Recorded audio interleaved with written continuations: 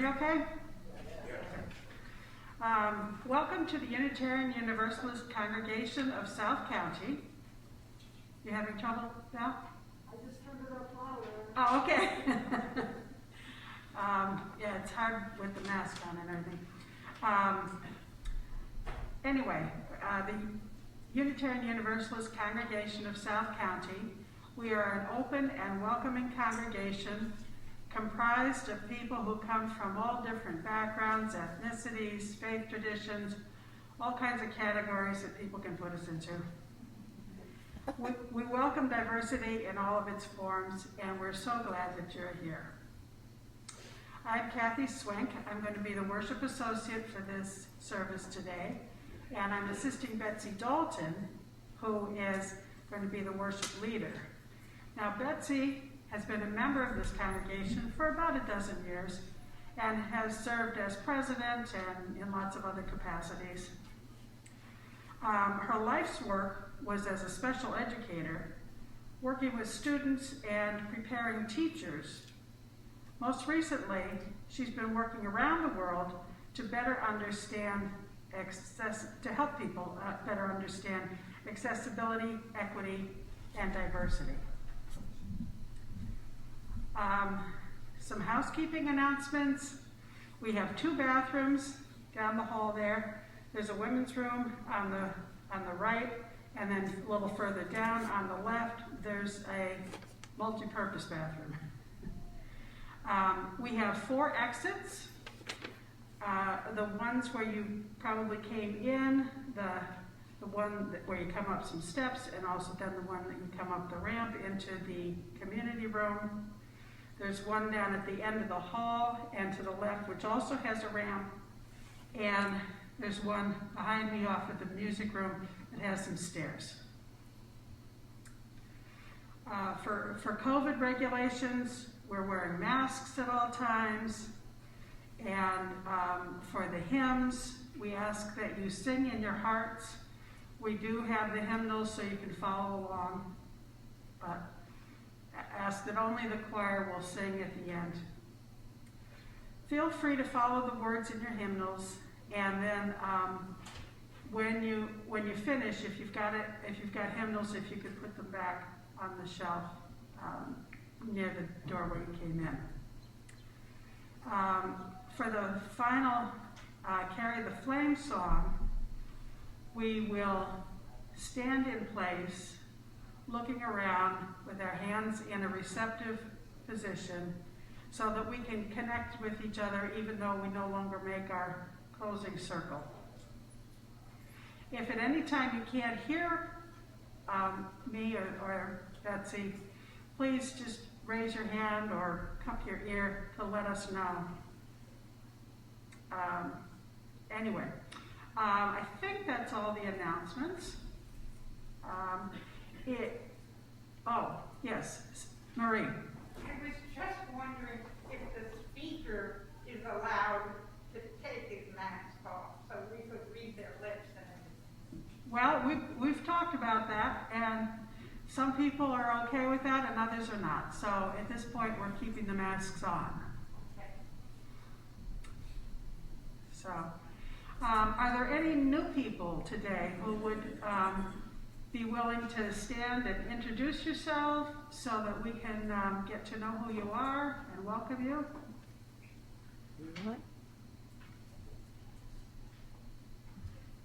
Oh, we're all old friends here. Good. Okay. So that's it for the welcome and announcements. And now I will turn the microphone over to Betsy for the responsive reading.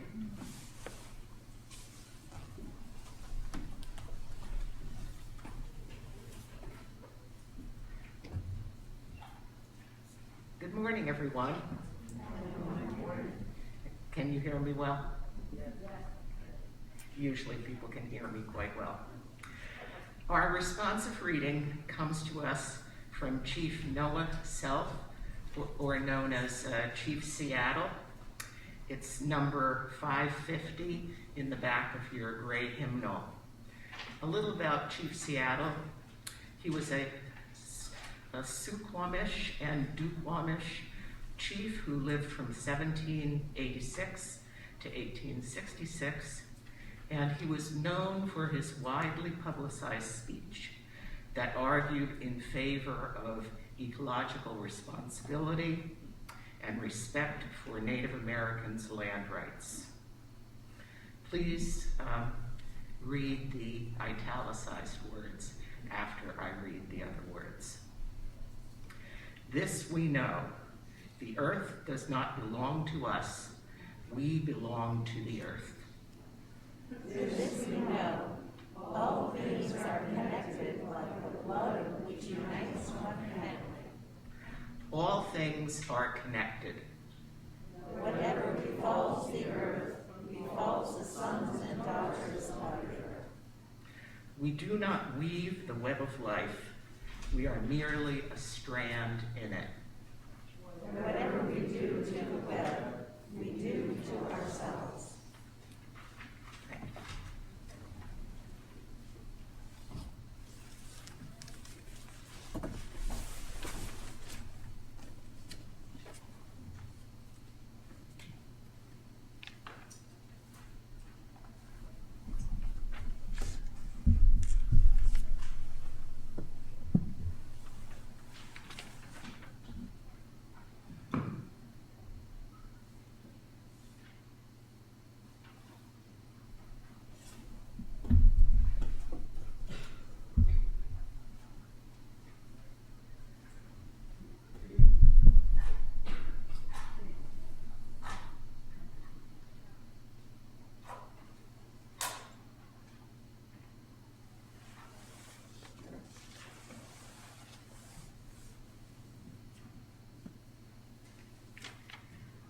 We light this chalice, reminding us of the light and love within each of us. May we share this light with all sentient beings. Now please join me in the covenant that's written in the order of service. Love is the spirit of this congregation, and service is its prayer. This is our great covenant, to dwell together in peace, to seek the truth in love, and to help one another. And now we'll do hymn number 54, Now the Light is Less.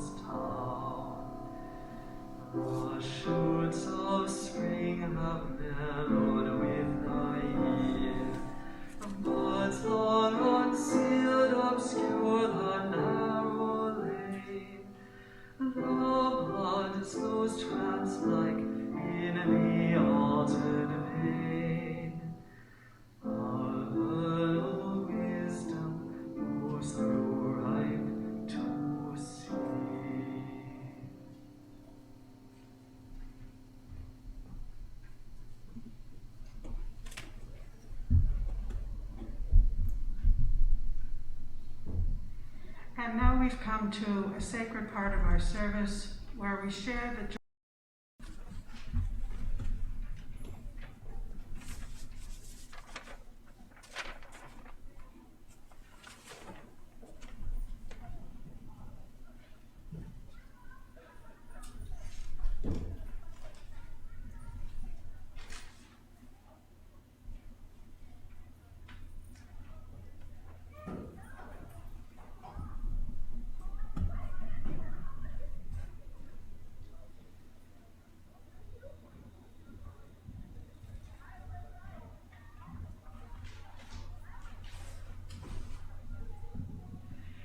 We thank you from the bottom of our hearts for your generosity, and we promise to use these gifts wisely and well.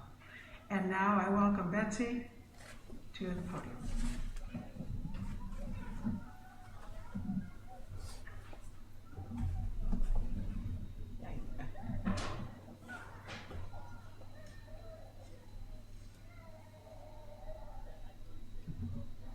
There. Got it. Thank you, Kathy. And thank you, Michael, for that visit to Paris. Good morning, everyone. It's an honor and a blessing to be here with all of you this morning. Thank you for allowing me to share this homily with you today, and I hope that you can find your own personal connections through these words. Today's talk is about travel in the very broadest sense. It is about what traveling outside of our homes can do for us and what we can do for others. My inspiration came from a recent trip to Wyoming, where I was fortunate enough to go this summer to visit my brother David and his wife Judy in their newly acquired home just outside of Cheyenne. In reflecting upon my travel experiences, I am beginning to understand the great spirituality that is connected to it and through it. This saga on travel is shared in 4 chapters, each one linking to one of the UU principles. And you can find all of the UU principles today on the back of your order of service. Chapter 1, respect for the independent web of all existence of which we are a part, Wyoming and Yellowstone. You may not know that Wyoming is the state with the least number of persons per square mile. It is also known as the windiest state. Both, I suppose, are related to the fact that Wyoming has hardly any trees, while pockets of areas across the state hold stands of pines and spruce, and along the streams and rivers, cottonwoods may grow. By and large, Wyoming is made up of grasslands, dirt, and rocks. Wyoming is mainly a high desert, the area of grasslands where antelopes roam and Black Angus cattle graze. However, most of its miles are miles and miles of broad open landscapes of dark dirt hills, distant flat buttes, and many strange and beautiful rock formations.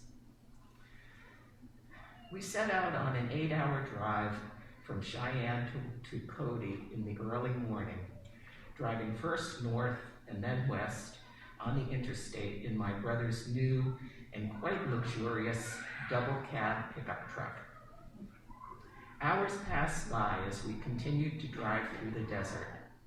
At one point, the temperature in the town we passed through read 104 degrees. I could feel the heat through the windows, despite the air conditioning cranking on high. How did the Native Americans manage to live here, I wondered. We passed through several reservations on the way, and I wondered how life could have been sustained there. How could the pioneers of these western states survive as they crossed through the deserts and confronted the Rocky Mountains? Somehow, life kept moving forward and these lands were settled. but at what cost? All of these thoughts went through my mind as we continued, safe in our air-conditioned vehicle, traveling 80 miles an hour on the interstate toward our destination. After overnight in Cody, we headed out in the early morning to the east entrance of Yellowstone Park. I could hardly believe that I would finally be visiting this iconic place, to experience the beauty of Yellowstone, of Old Faithful, of the wildlife. We were almost there. As we passed through the gate to the park, however, the mountains on either side of the road were not covered with lush green trees at all. Instead, they were filled with towering gray spikes where trees used to be. We traveled further into the park, and the devastation continued. Was this really Yellowstone Park? The infamous site where millions upon millions of visitors rave about? It was so strange, so very strange, and I searched through my mind for what might have caused this destruction. I had heard of fires in the past, but there was no evidence of this. No, this destruction came from another source, the spruce beetle. Years ago, when John, my son, had lived in Colorado, the spruce beetle was just beginning to show its impact. Now, 10 years later, the beetle had migrated to the eastern Yellowstone area, stripping trees as far as the eye could see for nearly 15 miles in each direction. We traveled on, parked the truck, and got out to take a look. Some of the stripped and weathered trunks were still stood tall, but many lay on the ground, beginning to decompose. The scene seemed unreal, certainly not what I had envisioned Yellowstone to be. And yet, as we looked out amongst the fallen trees, we could see small spruce saplings emerging from the ground, thousands of them growing everywhere. And as we continued, a greener and vibrant park revealed itself. True evidence of the resilience and the durability of nature, even in the face of enormous adversity. A clear message from the web of life of which we are a part. Chapter 2. The inherent worth and dignity of every person. Mumbai, India. Years ago, I met my dear friend and colleague, Dr. Radhika Khanna, at a special educators conference in Namibia in Western Africa. At the time, she was principal of a Catholic special needs school in Mumbai. While there were hundreds of people at the conference, we were fortunate enough to meet because she was selling hand-painted pictures and various handmade crafts that had been made by her students as a fundraiser.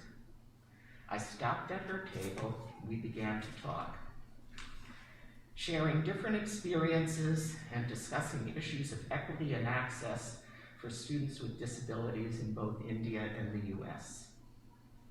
A half hour later, I was leaving with 3 sets of earrings, 2 bracelets, several hand-painted scarves, a small painting, and a promise to keep in touch.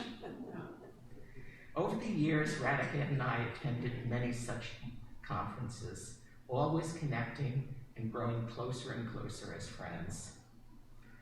At one such conference, I promised, I would come to visit in India someday to see her education and training center for women with developmental disabilities, which is known as Om Creations.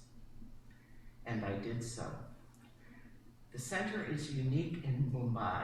It focuses on creative arts, helping to match the abilities and interests of women who otherwise would just be at home with their families, because there are very few vocational programs for individuals with special needs after finishing public school. My month of working with the young adults at Own Creations was life-changing for me. I came to know these talented, humane, joyous, and caring women as each day they would arrive at the center, ready to learn and to work together and to enjoy this shared community. The staff of artists were consistently finding new ways to bring out the young adults' talents, helping them to learn skills that they needed to produce the beautiful pottery and other works of art, or the delicious food through their culinary arts program. With the monies they earned, these young adults could contribute to their family's income, and each one of them grew to recognize and believe in their own self-worth.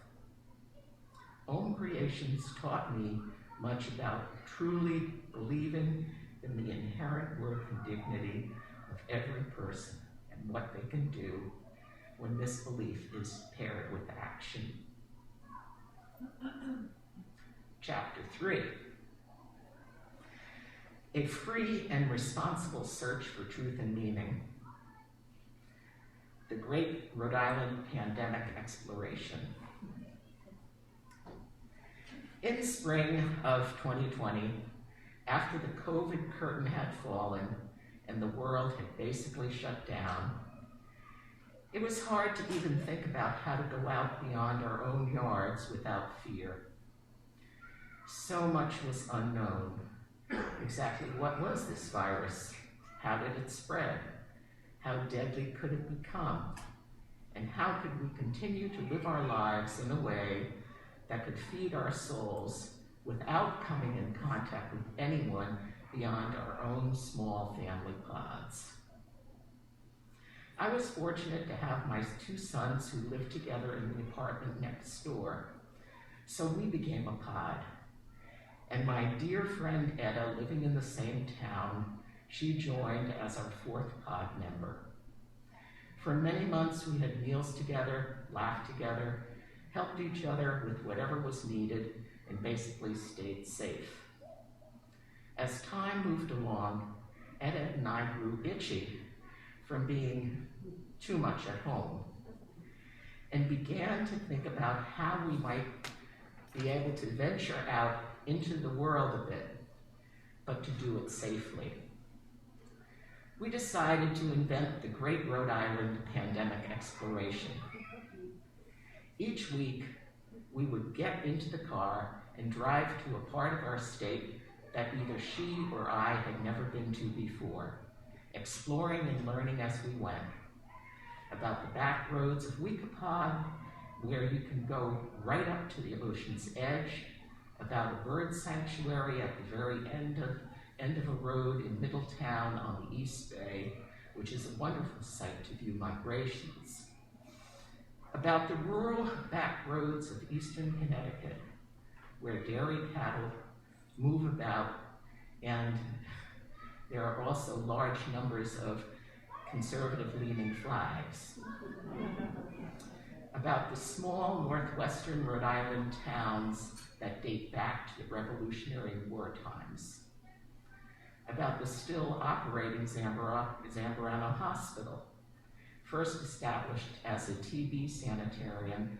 in rural Chepachet in the early 20th century, and now perhaps 1/10 of the buildings continue as a residence and hospital for medically and developmentally involved patients.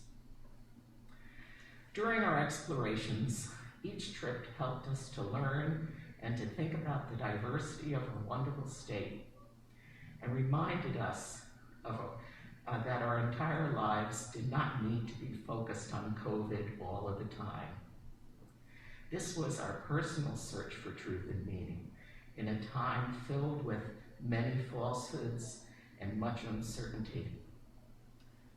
The trips were a breath of fresh air at a time when we really needed them the most. Chapter 4. The goal of world community with peace, liberty, and justice for all. Traveling in the virtual world. The world has changed significantly over the past few years because of the pandemic. Ways too numerable to count.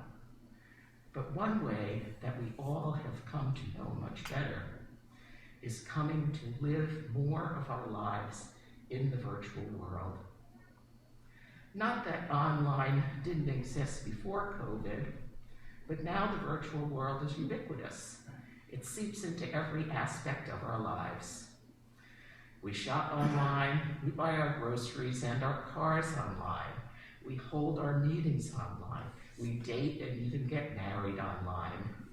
For me, one of the truly positive things that has happened during these COVID times is the international connections that have blossomed and expanded in this virtual world.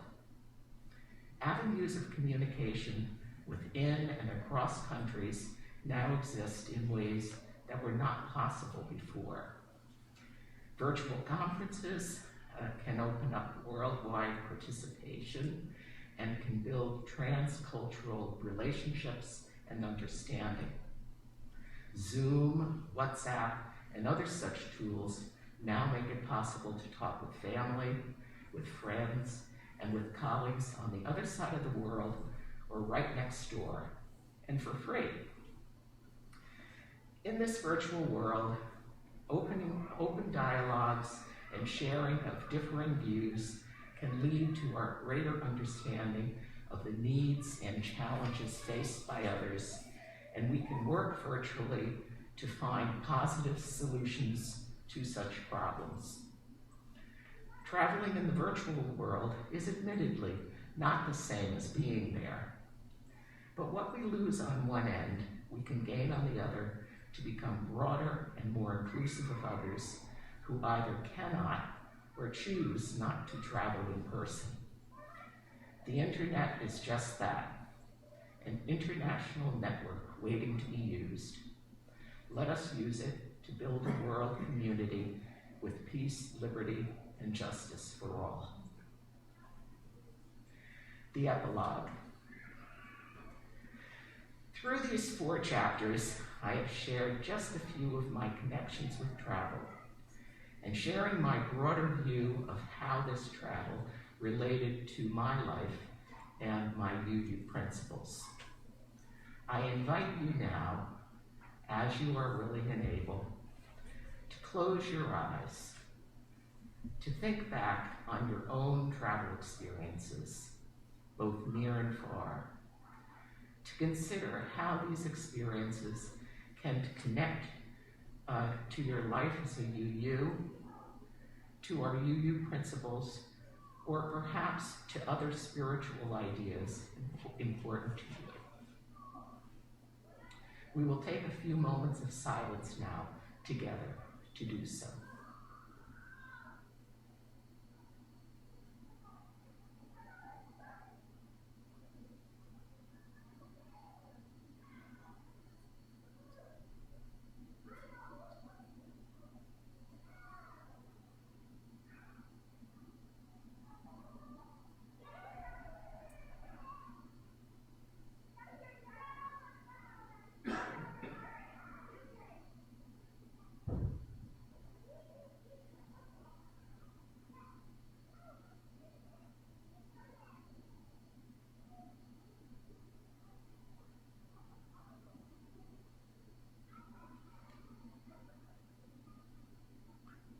Thank you, and thank you for letting me share these thoughts with you today.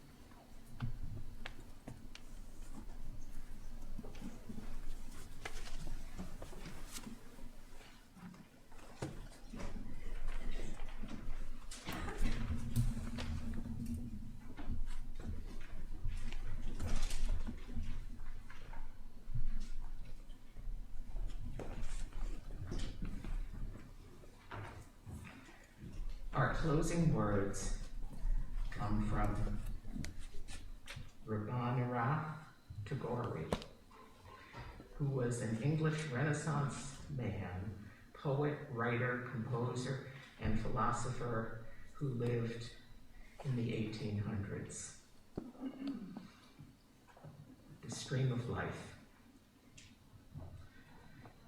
The same stream of life that runs through my veins night and day runs through the world and dances in rhythmic measures.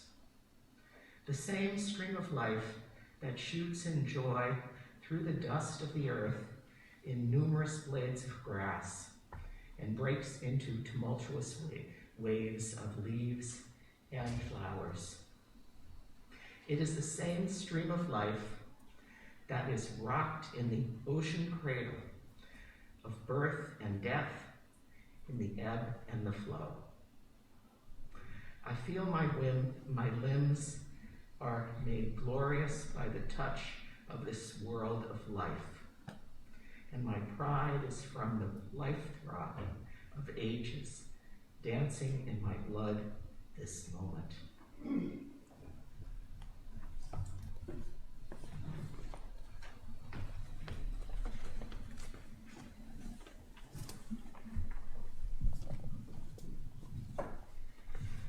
We extinguish this chalice,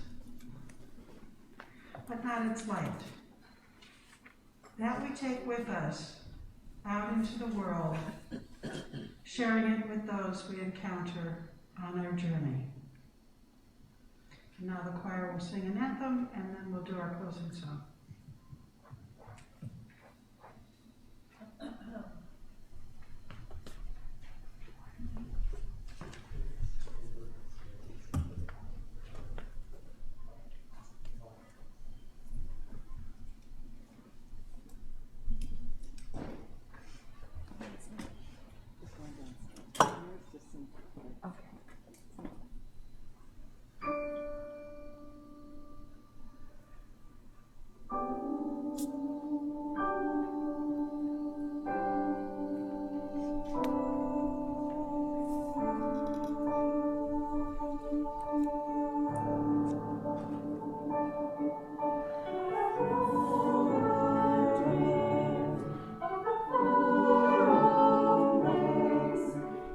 Thank you.